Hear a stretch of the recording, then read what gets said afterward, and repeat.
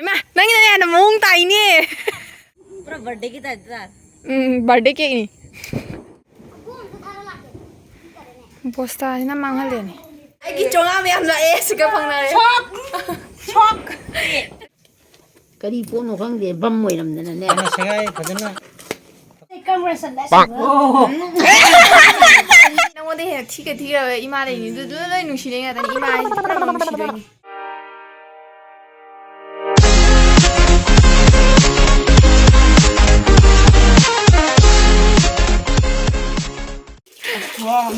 Maya miyo la phu mayon je cha ba hao ye ya han ma khang de khoi ni ne cha do li. Wow.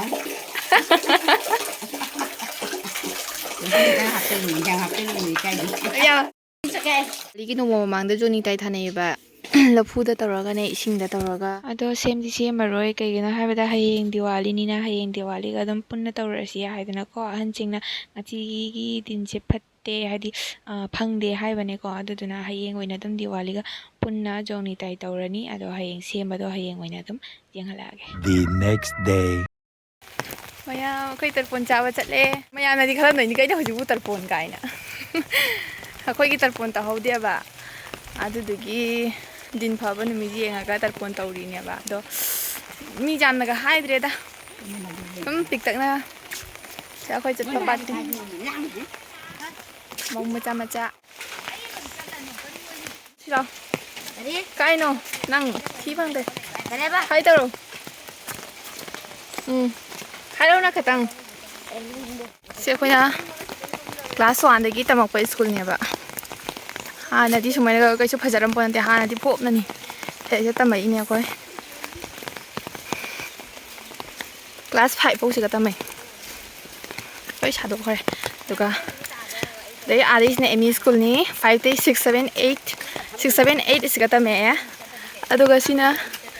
5 pau se ga tamai to mayam hodi tarpon chapam jawre nung si ka phajare tarpon lai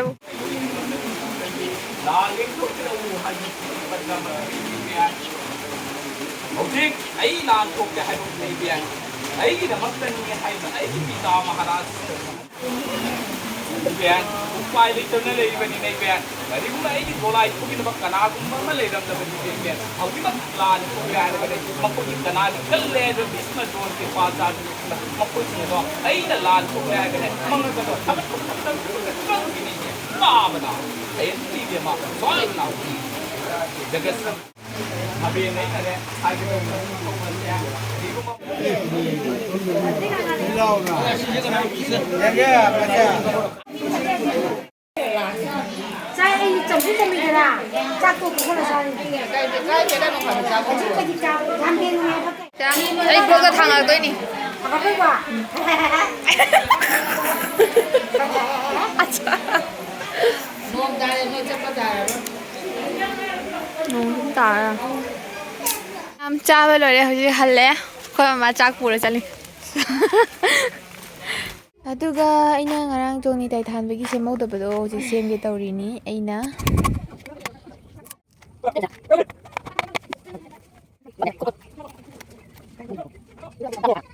seme sika makha da su candle than doi ni makha da su dei mathak da su candle than ni badum simple design ama oina horen ising da pukhi khoi pukhi da thadok toi ni cham tho ra ge cham tho tham ge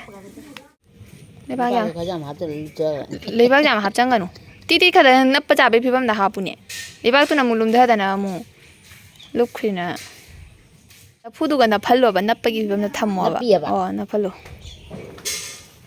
happy Diwali mayam joni tai than ra ge khoi jum ka mai da ya da jeng hala ge ba nong na kanu ko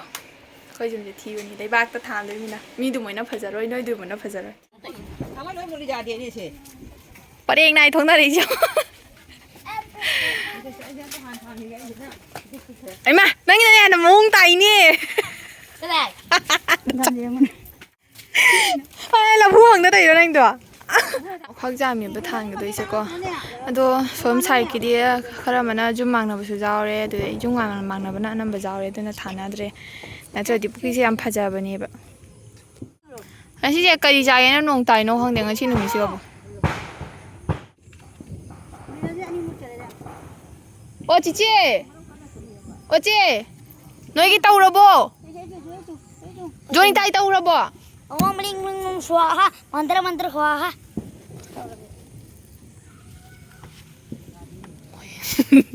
ꯑꯋꯥꯕꯤꯅꯤꯗꯀꯣ Wah ngai chura ka mut kare. 그돈 타도이노 도 자비 나 전 타독더드나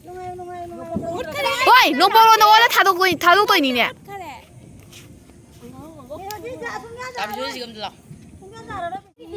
빠티 좀 못카라보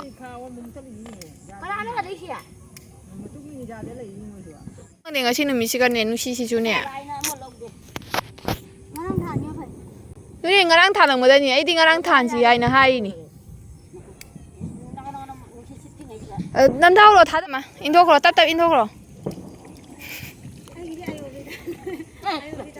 항원이 너무 못하카리네 이슬로이 못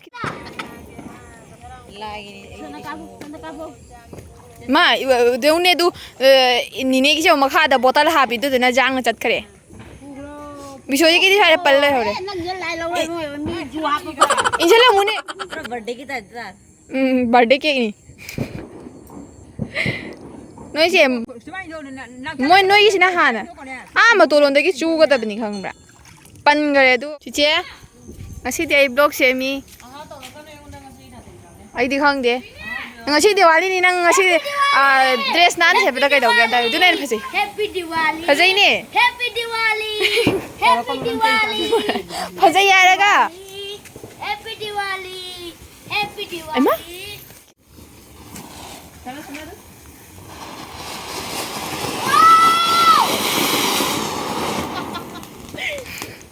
em bỏ lại vì hẳn là bố riêng bị đây được noi ta cháu su lạc trì đó noi cái cái nói khơi lại cái Diwali simple था weather से ना एकदम पूरा मांगल है अभी तो माले ना Diwali कोई दी पे न थी हले जुमदा सिगा पे जो जान ना था मम्मी तेरे कोई की जुम लाइराबा जुम कोई मुद करे ने साइसी दी मखा से ज्यादा रे पोस्टा ना मांगले ने Loro bo thali sina loro bo. Songko longi ya.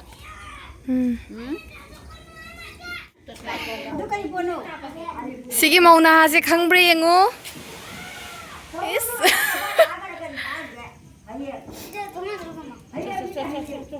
kaida edam ni khangbra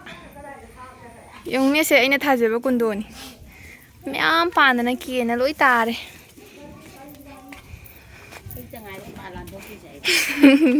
ai tang hai palan doctri ji sina khoi ki thongan sis ngani Mahadev aina khwai thawai tana ningjaba isor hai tare mamaga khoi ina maga khuramgani haisni eh loire viras isis ngasi ke Diwali di bhomo we jada bai dunida aina khali di kari gino haiba Diwali thalaga light thali ko ka sai ai di Diwali hai di light muthalaga mai tang than ga dabni are se khoi mama sa ben sa gai no se le le imam mambu si to udre tai muthai kare ina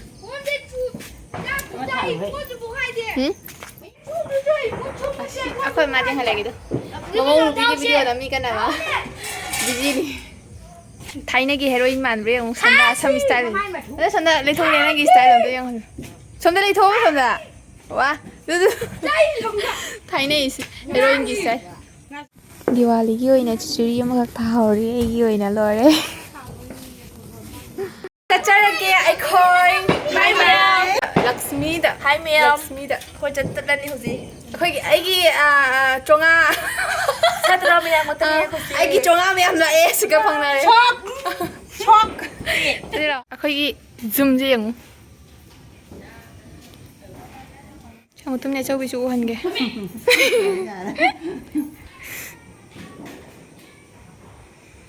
ꯚꯤꯗꯤꯑꯣꯗ ꯆꯥꯎꯍꯜꯂꯨ ꯍꯥꯏꯁꯤꯅ ꯄꯤꯇꯨꯆꯥꯁꯤꯅ ꯆꯥꯎꯍꯟꯗꯣꯏꯅꯤ ꯑꯩꯗꯤ ꯍꯥꯠꯇꯣꯏꯅꯤ ꯂꯩꯁꯥꯕꯤꯁꯤꯡ ꯂꯪꯉꯤ ꯂꯪꯇ꯭ꯔꯤꯛ ꯂꯪꯉꯤ ꯂꯩꯁꯥꯕꯤꯁꯤꯡꯁꯦ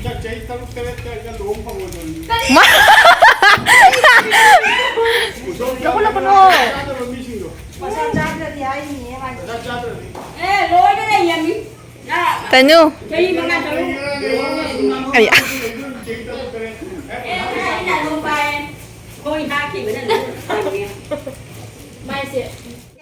ꯑꯅꯤꯁꯦ ꯈꯟꯅꯩꯁꯦ ꯎꯕ꯭ꯔꯥ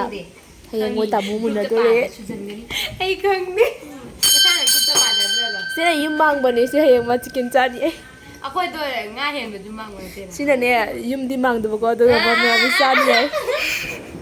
ꯖꯨꯟꯗ ꯄꯅꯤ ꯆꯥꯗꯣꯏꯁꯦ ꯃꯥꯅꯦꯕ ꯁꯤꯅ ꯌꯨꯝ ꯃꯥꯡꯗꯕꯀꯣ ꯑꯗꯨꯁꯨ ꯃꯥ ꯈꯌꯥꯏ ꯃꯌꯥꯝꯗꯤ ꯆꯥꯅꯤ ꯍꯥꯏꯕꯀꯣ ꯑꯁꯤꯅ ꯌꯨꯝ ꯃꯥꯡꯕꯀꯣ ꯑꯗꯣ ꯃꯥ ꯆꯤꯛꯀꯟ ꯆꯥꯅꯤ ꯌꯥꯏ ꯑꯣꯟꯅ ꯇꯩꯅꯅꯤ ꯍꯣꯏ ꯕꯥꯏ ꯕꯥꯏ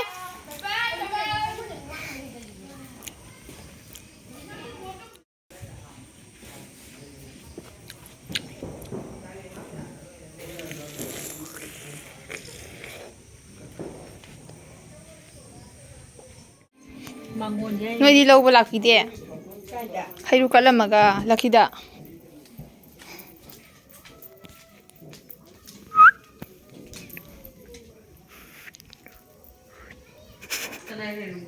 ꯅꯣꯏꯒꯤ ꯀꯠꯂꯝꯃꯤꯗꯨꯗꯤ ꯁꯤꯅ ꯀꯅꯥꯒꯤ ꯑꯍꯦꯟꯕꯁꯤꯅ ꯀꯅꯥꯅ ꯀꯩꯅꯣ ꯑꯍꯦꯟꯕ ꯁꯦꯠꯁꯦ ꯑꯩꯈꯣꯏꯒꯤ ꯅꯠꯇꯦ ꯑꯗꯨ ꯀꯠꯂꯝꯕꯗꯣ ꯃꯣꯏ ꯁꯣꯏꯗꯣꯛꯄꯗꯣ ꯄꯤꯔꯝꯃꯤꯅꯤꯗꯅ ꯑꯣ ꯀꯅꯥꯒꯤ ꯀꯠꯂꯝꯒꯦ ꯃꯇꯨꯡꯒꯤ ꯅꯣꯏꯒꯤ ꯀꯠꯂꯝꯗ꯭ꯔꯣ ꯃꯣꯏꯗ ꯑꯣ ꯍꯣ ꯃꯇꯨꯡꯗꯩ ꯍꯥꯏ ꯑꯩꯈꯣꯏ ꯆꯧꯒꯤ ꯀꯝꯄꯦꯅꯤꯗꯒꯤ ꯄꯤꯔꯛꯄ ꯒꯤꯐ ꯁꯨꯔꯤꯌꯥ ꯌꯥꯎꯈ꯭ꯔꯅꯤ ꯀꯩꯅꯣ ꯇꯧꯔꯣ ꯑꯟꯕꯣꯛꯁꯤꯡ ꯇꯧꯔꯣ ꯀꯔꯤ ꯄꯣꯠꯅꯣ ꯈꯪꯗꯦ ꯕꯝ ꯑꯣꯏꯔꯝꯗꯅꯅꯦ ꯍꯥꯟꯅ ꯁꯦꯒꯥꯏ ꯐꯖꯅ ꯐꯀꯥꯏ ꯔꯥꯡꯉꯒꯤ ꯄꯣꯠꯁꯦ ꯑꯆꯥꯄꯣꯠꯂ ꯑꯆꯧꯕꯅ ꯄꯤꯔꯤꯔꯣ ꯀꯩꯅꯣ ꯇꯥꯆꯧ ꯀꯔꯤ ꯄꯣꯠꯅꯣꯁꯦ ꯏꯗꯣ ꯀꯩꯅꯣꯅꯦ ꯁꯨꯝꯄꯥꯄꯤ ꯅꯠꯇ꯭ꯔꯣ ꯁꯦ ꯑꯣ ꯃꯥꯏ ꯑꯆꯥꯄꯣꯠꯅꯤ ꯑꯗꯨꯗꯤ ꯑꯩꯈꯣꯏ ꯃꯥꯏ ꯃꯈꯨꯠꯁꯤ ꯕꯣ ꯋꯥꯎ ꯑꯆꯥꯄꯣꯠ ꯉꯥꯛꯇꯅꯤ ꯁꯤꯗꯤ ꯑꯗꯩꯗꯤ ꯁꯤꯅ ꯀꯃꯥꯏꯅ ꯃꯌꯥꯝ ꯄ꯭ꯔꯣꯃꯣꯁꯟ ꯀꯥꯕꯩꯒ ꯅꯠꯇꯦꯀꯣ ꯗꯤꯋꯥꯂꯤꯒꯤꯅꯤ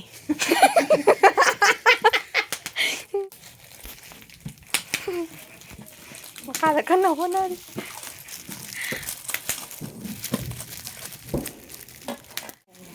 ꯌꯣꯠꯁꯤꯡ ꯊꯦꯡꯉꯤ ꯁꯤꯅ ꯀꯩꯅꯣ ꯑꯗꯨꯅ ꯑꯗꯨꯁꯨ ꯑꯊꯨꯝꯕꯔꯅꯦ ꯀꯔꯤꯅꯣ ꯅꯣꯏ ꯃꯊꯪ ꯑꯣ ꯀꯦꯛꯅꯤꯅꯦ ꯀꯦꯛ ꯅꯠꯇꯦ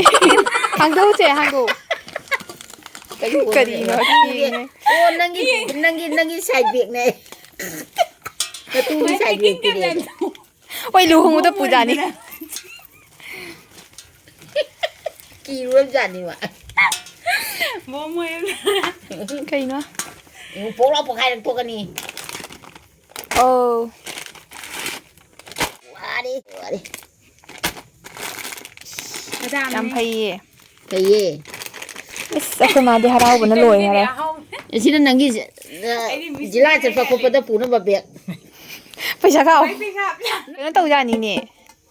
ꯆꯥꯛ ꯍꯥꯞꯄ ꯌꯥꯅꯤ ꯄꯥꯅꯤꯌꯦ ꯇꯨꯏꯁꯨ ꯇꯜꯂꯤꯌꯦ ꯃꯅꯨꯡꯗ ꯀꯩꯀꯩ ꯌꯥꯎꯔꯝꯒꯅꯤ ꯑꯗꯨꯅ ꯆꯤꯡꯗꯦꯕ ꯃꯄꯥꯅ ꯄꯨꯔꯛꯄ ꯆꯥꯔꯤ ꯁꯪ ꯍꯥꯏꯔꯛꯄꯩꯅꯤ ꯅꯠꯇꯦ ꯕꯤꯂꯥꯏ ꯀꯥꯕꯩꯅꯤ ꯊꯋꯥꯟꯃꯤꯆꯥꯛ ꯀꯥꯕꯩ ꯄ꯭ꯔꯣꯃꯣꯁꯟ ꯍꯥꯏꯒꯠꯄꯩꯅꯤ ꯍꯥꯏꯔ ꯂꯣꯏꯔꯦ ꯁꯦ ꯑꯗꯨꯅꯤ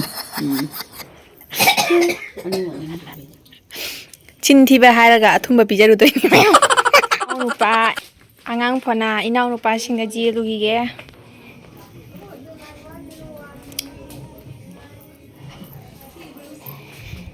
ꯆꯥꯏꯅꯥ ꯁꯦ ꯑꯉꯥꯡ ꯑꯍꯨꯝꯒꯤ ꯂꯧꯊꯣꯛꯍꯧꯔꯣ ꯑꯗꯨ ꯁꯣꯟ ꯁꯥꯏꯇꯤꯗꯣ ꯑꯍꯨꯝꯈꯛꯇꯣ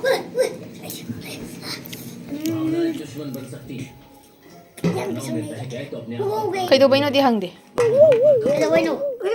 ꯇꯥꯆꯧ ꯄ꯭ꯔꯣꯃꯣꯁꯟ ꯀꯥꯕꯩ ꯂꯨꯄꯥ ꯀꯌꯥ ꯍꯥꯏꯗꯣꯛꯑꯔꯣꯏ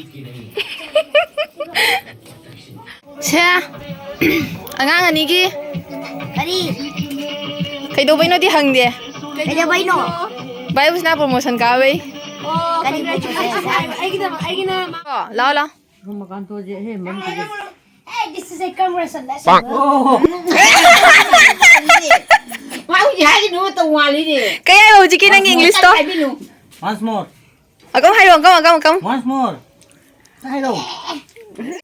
ꯇꯣ ꯃꯌꯥꯝ ꯑꯩꯈꯣꯏ ꯃꯥꯁꯦ ꯊꯤꯌꯦꯅ ꯅꯣꯛꯅꯔꯛꯀꯅꯨꯀꯣ ꯑꯩ ꯊꯤꯔꯁꯨ ꯑꯩꯒꯤ ꯏꯃꯥꯅꯤ ꯐꯖꯔꯁꯨ ꯑꯩ ꯏꯃꯥꯅꯤ ꯑꯩꯗꯤ ꯅꯨꯡꯁꯤꯔꯛꯄꯅꯤ ꯊꯋꯥꯏꯅꯦꯕ ꯑꯗꯣ ꯃꯥꯁꯦ ꯍꯥꯟꯅ ꯔꯥꯁꯤ ꯂꯩꯔꯝꯈ꯭ꯔꯄꯣꯠꯅꯤ ꯃꯨꯔꯁꯨꯀꯣ ꯑꯩꯗꯨ ꯃꯣꯏꯅꯅꯦ ꯔꯥꯁꯤ ꯌꯥꯝ ꯂꯩꯖꯕꯅꯦꯕ ꯃꯥꯁꯦ ꯈꯪꯕ꯭ꯔꯥ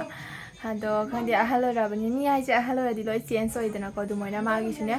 ꯃꯌꯥꯁꯦ ꯑꯃꯈꯛ ꯁꯥꯡꯖꯩꯑꯕ ꯑꯗꯨꯅ ꯃꯥ ꯌꯥꯝ ꯏꯀꯥꯏꯖꯩꯑꯕ ꯚꯤꯗꯤꯑꯣꯗ ꯇꯧꯕ ꯃꯥ ꯌꯥꯝ ꯏꯀꯥꯏꯖꯩ ꯑꯗꯨꯅ ꯅꯣꯛ ꯃꯌꯥꯝꯅ ꯑꯩꯈꯣꯏ ꯃꯥꯁꯦ ꯊꯤꯀꯣ ꯃꯃꯥꯏ ꯃꯌꯥꯒꯁꯦ ꯀꯥꯏꯅꯒ ꯃꯌꯥ ꯁꯥꯡꯉꯤ ꯀꯥꯏꯅꯒ ꯅꯣꯛꯅꯔꯛꯀꯅꯨ ꯈꯪꯉꯕ ꯑꯩ ꯅꯨꯡꯁꯤꯈ꯭ꯔꯄꯣꯅꯤ ꯑꯩꯒꯤ ꯊꯋꯥꯏꯅꯤ ꯑꯩꯒꯤꯗꯤ ꯐ꯭ꯔꯦꯟ ꯕꯦꯁ ꯐ꯭ꯔꯦꯟ ꯌꯨꯝꯗ ꯂꯩꯕ ꯕꯦꯁ ꯐ꯭ꯔꯦꯟ ꯍꯥꯏꯇꯥꯔꯦ ꯃꯥꯅꯤ ꯂꯣꯏ ꯁꯤꯌꯔ ꯇꯧꯅꯩ ꯅꯨꯄꯅꯤ ꯃꯌꯥꯝ ꯑꯗꯣ ꯉꯁꯤꯒꯤ ꯗꯤꯋꯥꯂꯤꯒꯤ ꯚꯤꯗꯤꯑꯣꯗꯤ ꯁꯨꯃꯥꯏꯅ ꯑꯗꯨꯝ ꯇꯤꯛꯇꯛꯅ ꯋꯦꯗꯔꯁꯤꯅ ꯐꯠꯇꯕꯅꯤꯅ ꯍꯦꯛꯇ ꯃꯊꯣꯡ ꯆꯥꯗ꯭ꯔꯦ ꯕꯨꯜꯂꯛꯀꯦ ꯑꯗꯨꯅꯤ ꯉꯁꯤꯒꯤ ꯃꯑꯣꯡ ꯑꯃ ꯏꯆꯥ ꯆꯥꯗꯦꯗ ꯅꯨꯡꯁꯤꯠꯁꯤꯅ ꯎꯔꯨ ꯁꯤꯠꯄꯁꯤꯅ ꯅꯣꯡ ꯇꯥꯕꯁꯤꯅ ꯇꯧꯔꯤꯅꯤ ꯀꯩꯒꯤꯅꯣ ꯂꯍꯥꯡꯉꯩꯗꯤ ꯅꯨꯡꯁꯥ ꯁꯥꯔꯤꯅꯤ ꯉꯁꯤ ꯉꯔꯥꯡꯗꯒꯤ ꯅꯣꯡ ꯇꯥꯕ ꯍꯧꯔꯦ ꯑꯗꯣ ꯀꯔꯤꯒꯤ ꯇꯥꯏꯅꯣ ꯈꯪꯗꯦ ꯅꯣꯡꯁꯤꯁꯨ ꯉꯁꯤꯒꯤ ꯚꯤꯗꯤꯑꯣ ꯁ꯭ꯋꯥꯏꯗ ꯂꯣꯏꯁꯤꯜꯂꯒꯦ ꯕꯥꯏ ꯕꯥꯏ ꯇꯧꯈ꯭ꯔꯣ ꯑꯕꯦ ꯏꯆꯥꯅꯨꯄꯤꯁꯤꯒꯤ ꯀꯩ ꯏꯁ ꯖꯥꯎ ꯎꯔꯅꯦ ꯃꯌꯥꯝ ꯏꯀꯥꯏꯔꯤꯖꯔꯕꯁꯦ ꯀꯩꯁꯨ ꯅꯪꯉꯣꯟꯗ ꯍꯦꯟꯅ ꯊꯤꯈ꯭ꯔꯕ ꯏꯃꯥ ꯂꯩꯅꯤ ꯑꯗꯨꯗ ꯂꯣꯏ ꯅꯨꯡꯁꯤꯔꯦ ꯉꯥꯛꯇꯅꯤ ꯏꯃꯥ ꯍꯥꯏꯁꯤꯗꯤ ꯄꯨꯝꯅꯃꯛ ꯅꯨꯡꯁꯤꯗꯣꯏꯅꯤ